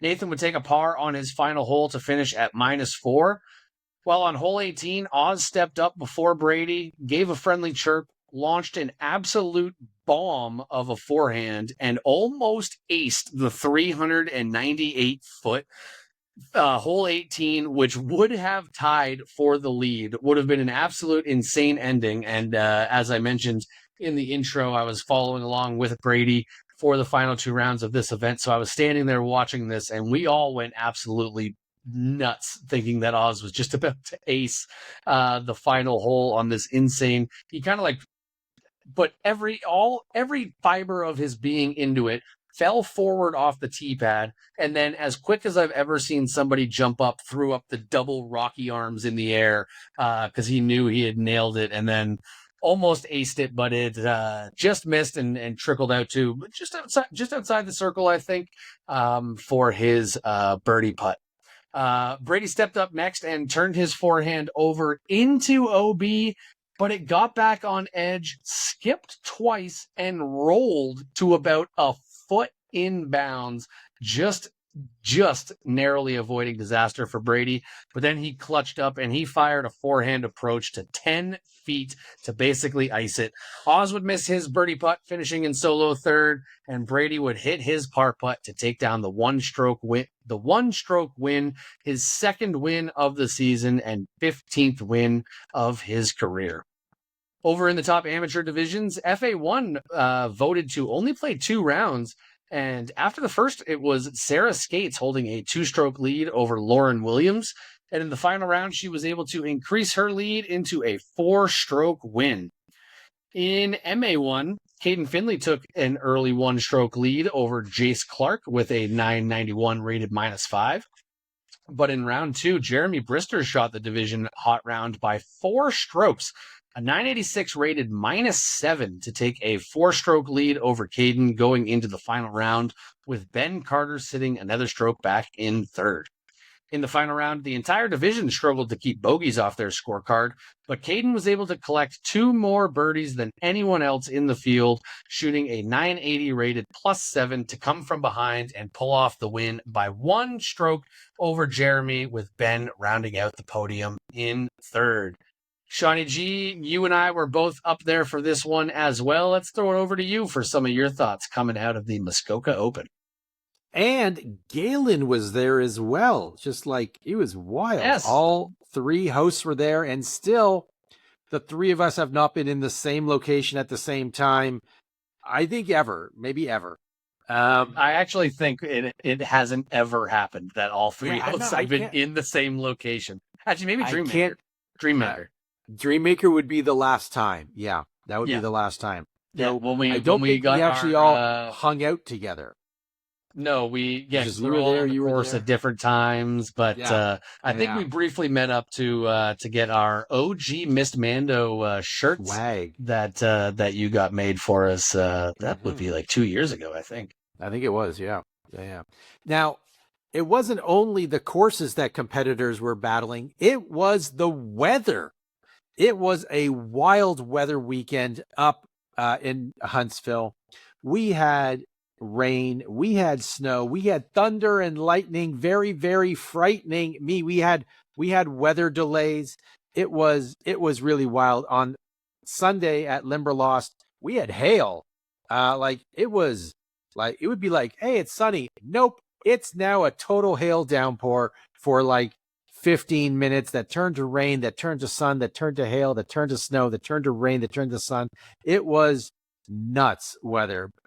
Hey, sometimes you get that and it's super fun. Anyway, first of all, I want to mention New Limberlost. I have been hearing since last year that this new revised Limberlost track is bonkers, and it is an elite level course. And I hadn't played it before. I'd only played OG Limberlost. It had the switchbacks. It was basically playing around a hill. And for my noodle arm, super fun course. This was my first experience playing the Limberlost Bomber version. And what a course it is. Absolutely worthy of its reputation. Completely one of the top courses in Ontario now, for sure. Once more people play it, I think they will agree. The layouts are fantastic. It is heavily wooded, for at least half of the course. Good use of limited OB, a couple Mandos, great elevation use. Very difficult, very challenging, very fun track. And just to give you a sense of how it is, Thomas shot the Thomas Gilbert's -2 at Limberlost in the final round was a 10:37 rated. And meanwhile, in round 1 over at Wolf Tracks, he shot a -11 to get 10:34 rating. So his -11 was rated 3 points lower than his -2. Just to give you a sense, if you're familiar with Wolf Tracks, and I'm sure a lot of people are from playing provincials and the knock and stuff, if you haven't played Limberlost, just to give you a sense of this monster course, how tough and challenging, and but frankly, how really fun it is. That should give you a sense of what you're in for playing this thing. It's fan-friggin-tastic. And shockingly, there were still aces. The amateur divisions were over at Limberlost for their first 2 rounds on the Saturday. They did 2 rounds at Limberlost and 1 round at Wolf Tracks, and it was an ace fest over there. I believe there were 4 aces. We had Mike Jonkus in MA3 taking down the ace in round 1 on hole 11, 112-foot shot. Then we had MA60's legend Vern Lapine taking down the same hole in round 1. Mikey Friedland in MA2 nailed the ace on hole 12, a 218-foot shot. And Cody Connolly, MA2, round 2, hole ace, 185 feet, nails the ace, and for the first time this year, nails the pound ace hole. That's right, got pounded in the ace hole, and takes down the bag, wins a pound Rufus bag, thanks to the sponsorship of Pound Disc Golf Bags. So cool. What an amazing prize and an amazing ace. We also had a couple 1-stroke wins. The aforementioned ace man, Vern Lapine in MA60 beat Jose Paredes and Ray Da Silva by a stroke. And in MA3, Keegan Jones and Andrew Mercedes, I apologize, I don't know how to say your last name, took Andrew to a playoff. That went 2 holes, and at the end, Keegan emerged victorious. Well done, everyone there. And a little story, I was playing MP50, and, we're doing our thing. We're playing our rounds, and the cell service is, let's say, not particularly strong in the backwoods of Limberlost. Playing against Joey Slade, Howie Meeker, and Paul Sobolski. And this was a battle primarily, not entirely, but primarily between Jody and Howie when it came down to the finish. And Jody starts off on hole 16 with a blind over the hill, round a corner, throw in for eagle. Just amazing shot on a 334-foot par 4, but just totally blind shot. Throws it up and over from like kind of an awkward stance, and we just hear chains, and we're like, what?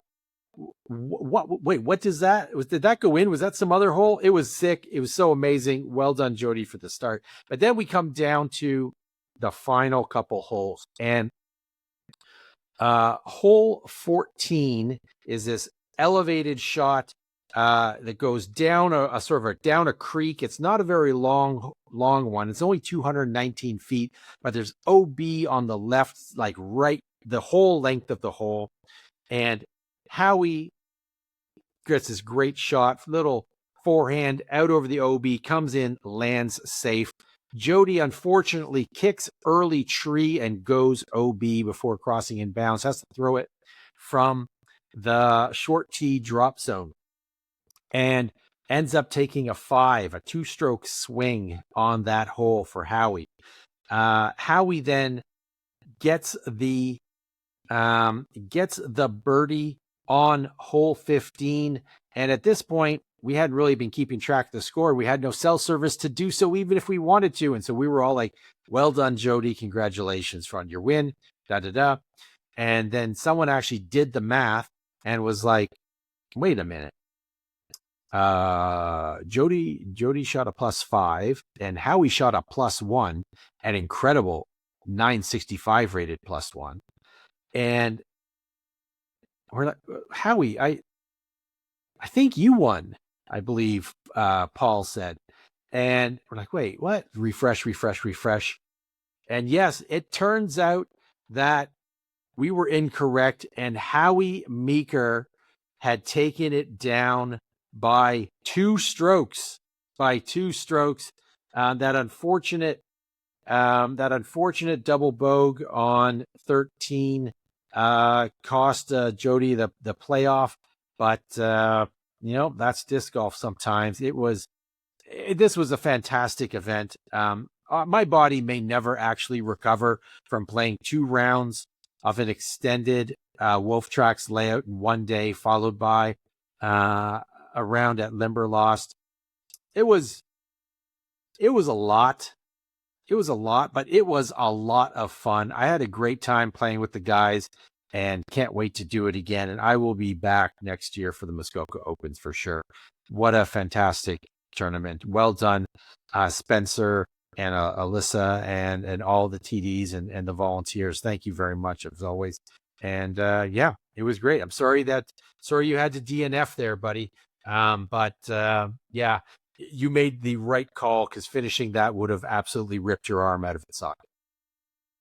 Yeah, after seeing Limberlost on the second day and walking around with the MP40 card, realized very quick that my arm would not have survived that at all, if it even survived a second round at Wolf Tracks, which it very well may not have. So I definitely think I made the right call, but like I said, it was still a lot of fun following around the last 2 cards with the MP40 guys. Watched a lot of great shots there, and had a blast walking along with Brady, and I'm counting like 5%. 5% of his win is credit to me, so I'll take that. At least 5%, at least. So this was your first time seeing New Limberlost, correct? Yes, it was. And what did you think of the course? Absolutely fantastic. I mean, obviously from the black tees, very hard. I think from the mid tees, which would be the blues, will probably be a lot of fun in terms of being still challenging, but just a little easier than the daunting black tees. But very excited to be able to play that at some point. I definitely can't wait to get back there and be able to play it. A big credit to Spencer and everybody else that's worked out there to turn that course into what it is, and running a great tournament for it as well. I think it obviously the weather in day 2 for anybody that was out at Limberlost was not ideal, and definitely did not make that the most enjoyable round that you'll ever play. But I hope everybody realizes that the weather can't be controlled. The course, though, looks fantastic. Some really good basket locations, some really challenging wooded shots, and maybe some areas where it still needs to be worked in a bit, as a layout as new as that should expect to have. Nothing's perfect right away, and it'll grow into itself and turn into one of the best courses in Ontario, no doubt in my mind. It's gonna be a staple for a long time to come. Before we move on to a quick little Pro Tour recap, there was I had it open on my phone and it went away on me, so now I'm going to have to go in and manually find it again. But a little bit of, I guess, late Ontario news, as I see this just came across the new Disc Golf Ontario Facebook page, and the Heights Disc Golf course is officially opening to the public. This is the new course in Barrie, of course, at the Heights Ski and Country Club. It's fortunate enough to be friends with the guys that are putting this course together. So I've seen some behind the scenes videos of them throwing on what the holes are going to be and getting a sneak peek of the terrain and all that sort of stuff. It looks like it's going to be absolutely incredible. Obviously, a lot of elevation out there being on a ski hill, and still lots of trees out there as well. So ski hills and disc golf courses are a perfect blend, as we talked about in an earlier episode with Ben Smith. If you haven't checked that out, go back and listen to that great episode. But just more from this post. It says, while we're still putting on the finishing touches, all 18 baskets are in the ground. The full course is now live on UDisc. All tee locations are marked with flags. Turf tee pad installation still underway. Some deadfall cleanup remains, but it is free to play for now. This, of course, being on a skiing country club, will turn into a private pay-to-play course, but they have worked with the Heights to make it free to play from now until tournament weekend. So that's May 23rd to 24th. So if you are in that tournament and you want to get out for a free practice round, or if you're not in the tournament and you just want to get out for a free chance to experience this new course, which, believe me, from everything that I've seen about it, looks like it is going to be one of the next best courses in Ontario. Definitely has the potential to be. So if you want to get out, check that out. The next 2 weeks, it is free to play. Sean had just added in that he thinks it is only $10 a round after the tournament when it goes to its pay-to-play structure. So I will take him at his word for that. You didn't hear it from me. You heard it from Sean. If it's wrong, blame him, not me. But I'm very excited for that. For, like I said, from what I've seen of the pictures and going through the layout and whatnot on UDisc, kind of looking at, obviously you can't tell much from just a overhead UDisc layout, but taking a look at what shot shapes and stuff like that are, it looks like it's going to be a great course. So, of course, I dropped out of that tournament, unfortunately, but I'm still going to go up there. I'm still going to, I think they're actually, I messaged Chris, the TD, earlier today that I was dropping out because of my elbow injury, and his first response was, you want to spot or help run the tournament in any sort of way? So I will still be out there. I was still going to go out anyways to hang out and maybe walk around with some buddies, but I think he's going to put me to work, and I'm going to be a spotter potentially on hole 18. So maybe I can watch the final putts for the divisions as they come in on Sunday. That would be great. But very excited to get out there and check out that course. And once I'm healthy, be able to make it out there and actually play it just a little bit north of Barrie. So a bit of a drive depending on where you're coming from, but well worth it. We definitely drive farther for good disc golf courses from here in Southern Ontario as we are, Shawnee G. So can't wait for that. Moving on now to our Pro Tour recap, because there was only one this episode to recap with the Barbasol Open at Austin.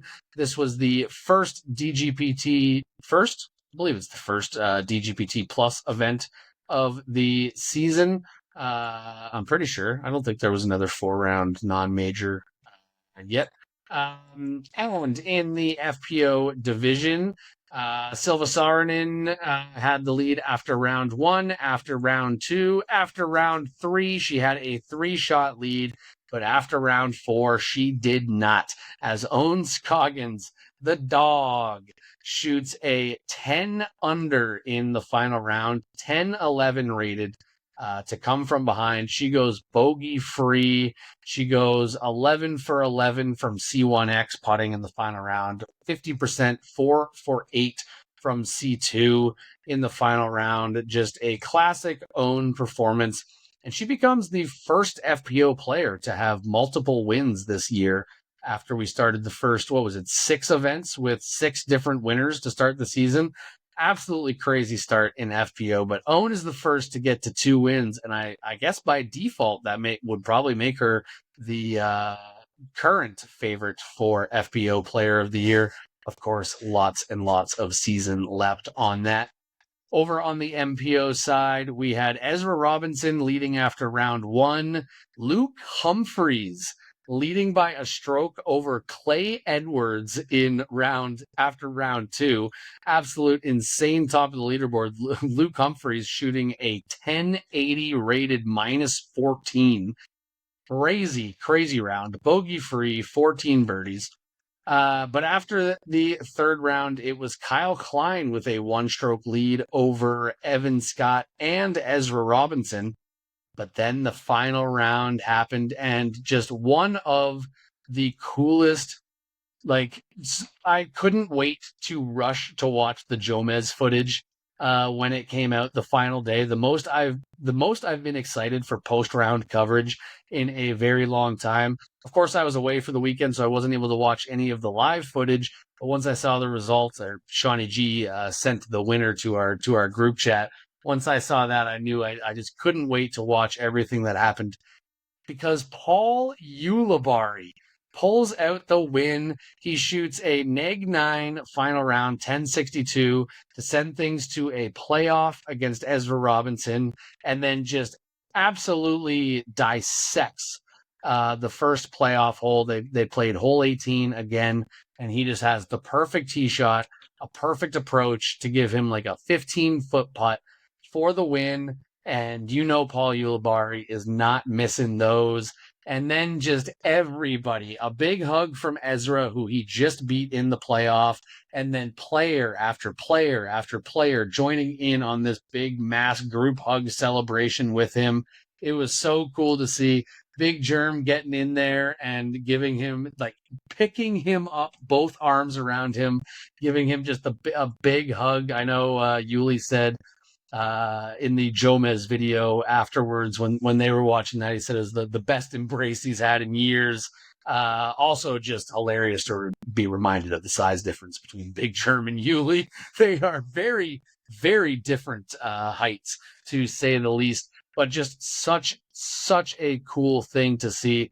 And then a great speech afterwards as well interview from Yuli afterwards, and just talk about resilience. It's been 15 years since his last Elite Series win. I believe he only had 2 Elite Series wins in his career, and now takes down his third and his first ever Pro Tour, because the last time he won an Elite Series, the Pro Tour didn't even exist yet. It wasn't even a thing. He won on the national tour at the Brett Hambrick Memorial. Just incredible story. One of the coolest disc golf rounds I've watched, and the celebration, everybody chanting "Yuli, Yuli" afterwards was just it was so cool to see. And then his interview, like I said, was awesome, and I was getting choked up hearing him talk about everything, and his belief in himself and how hard he works and all that sort of stuff. So I don't really have much more to add. Let's go over to you, Shawnee G, and hear some of your thoughts coming out of the Open at Austin. I'll be honest, I don't have much more to add too. I was definitely rooting for Yuli to take this down. It was wild. I think there was a point. It was I don't know, I think lead card was at something like hole 12, let's say, and Yuli was a few cards ahead, and Yuli was down in tied for 6th place or something. And if you looked at that scorecard, that leaderboard, and you were like, who do you think's going to win at this point in the tournament? You're like, friend of the show, Jaden Rye, maybe would take it down, or one of these other guys that are up there, maybe Ezra. And it's like, Yuli would not have been the guy that you think would have taken it down. And then he goes on a tear and just I mean, he just pulled it off. Like he, at his age, at this point in his career, it was really, really fantastic to see. Every year you're going to have somebody pop off and win an event, and maybe then they kind of fade away after that. It's been Parker Welk in the past, or Nathan Queen, or I mean, you can pick any number of guys who have had like the one win. And for Yuli to get it now, so long after his last win, at this point in his career, I was really awesome. I was definitely rooting for him, and I was really glad to see it take it down. And then over in FPO, I mean, the dog. I mean, this is the event where she absolutely annihilated the field by what, like double digits? Like, was it last year? The year Event before? average ever. Yeah, like it just. So you never could count her out, even if Silva was doing well. But as soon as Silva gave her the chance, I mean, the dog just ripped the door off the place, and I mean, charged in, grabbed the keg and the trophy and the hat, and it's just like, let's go. Awesome event. Wasn't expecting it to be a birdie or die event, but here we are. Apparently it was. Sprinkle Valley was a little bit tamer, especially the legendary hole 18.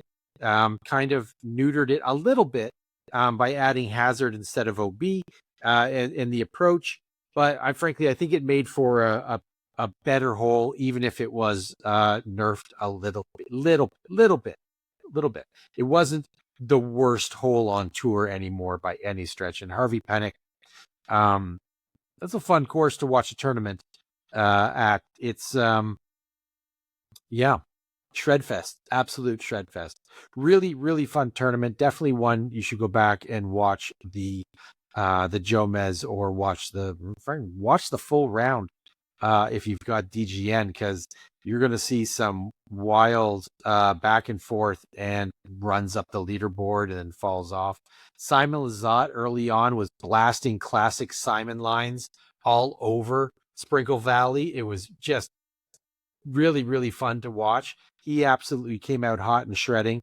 And as always, nice to see the Canadian flag patch that I gave him on his bag. Always makes me happy to see that.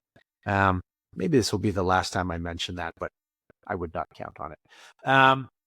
Great event. Yeah, it was super fun, and well done, Yuli. And shout out to, of course, two members of the Canadian Air Force. We got Rebecca Dawn coming in tied for 19th, and Sophia Dunica coming in tied for 22nd. Both cashing, both making the cut, and well done to them. Big shout out to the Canadian Air Force down at the Open at Austin. And great event there. I'll probably go back and watch the final, go back and watch the playoff until the end of Yuli's interview, and just let that play through over and over again. It's a really cool thing to watch. I don't think there's anybody that wasn't rooting for Yuli in that moment. Maybe even Ezra Robinson, who was literally battling him in the playoff. I think he might have been rooting for Yuli deep down inside as well. But there's one more tournament that we're going to briefly recap, and I wasn't paying really much attention to this at all. Of course, being away at the Muskoka Open in an area where cell reception is spotty, to say the least, at times. So Shawnee G, I will throw it over to you for this one. Lake County, Florida, hosted the Tim Selinsky U.S. Masters Disc Golf Championships this past weekend. This is one of the PDGA majors for the Masters divisions. And now, as pros inevitably get older, the fields at these Masters majors just keep getting stronger. And of course, this year was no exception. In MP40, we had Kale Aviska beating Tall Paul Oman by an amazing 10 strokes. In FP40, Jen Allen just came out on fire and beat Sarah Hokum by 12. Canadian Sandy Hendel finished a very strong 4th. Shout out to her. Well done, Sandy. In FP55, legend Juliana Korver won by only 21 strokes.